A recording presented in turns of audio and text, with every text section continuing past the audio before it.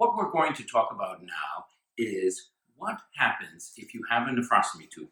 Nothing's coming out. It's been a few hours and you're having pain and no urine is coming out. First thing you do is either look in a mirror or have a friend watch, because what can happen is it gets all twisted like this and it won't drain. So that is the most common thing that happens, that it's all twisted on itself. So if you can't see to the back, then I would stand in front of a mirror or have a friend check your tubing and make sure it's not twisted like this, and that's why it's not draining. Second thing is maybe it's obstructed. This tubing is blocked with blood or mucus. So this is what you'll do. If you look here, here's the connector.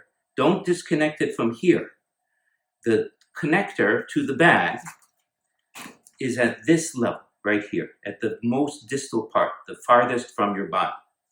Sometimes it's really hard. You may have to get a pair of pliers. I know it sounds crazy, but you may have to get a pair of pliers if you have one. And disconnect it here. This is, lefty-loosey, a righty-tighty. So you twist it and disconnect it, you see? And now you're free. And I'm gonna draw up some water. So you take your 10 cc syringe. Typically, the kidney only holds 5 to 10 cc's of water, right? So I'm gonna use 5 cc's.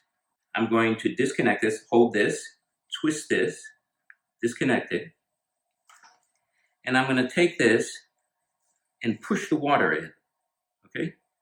If you push it, if it goes in easily, it's open. But what usually happens is while you're pushing it in, suddenly you'll feel a pop and you're like, oh, I felt it. And that's the little blood clot or mucus ball. And then suddenly you'll be able to pull back and you'll be able to flush it in and out.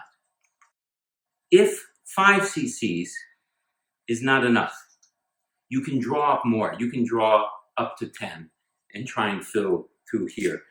Next thing is, how often does this really need to be changed, this thing that's sticking in my back? Many people make it 3 months or more with it. Some people who get chronic infections have to change it every 6 weeks, but every 3 months is probably enough. Next thing, can I take a shower? Can I get this wet? Yes, absolutely. Most people will say you'll get the wrong information and disinformation from many healthcare givers, but you can take a shower. Just take the gauze off. If this is sutured to your skin, it's not going to fall out. Take a shower like a regular person, You can put it on the floor while you're doing that, soap and water, wash, and then ask your friend or family member to put another piece of gauze after it, but it's okay to get it wet, soaking wet, soap and water. You don't have to worry about getting it infected or anything like that. One more thing I must say to you is, let's say you pull this out by accident. Is this an emergency? Yes.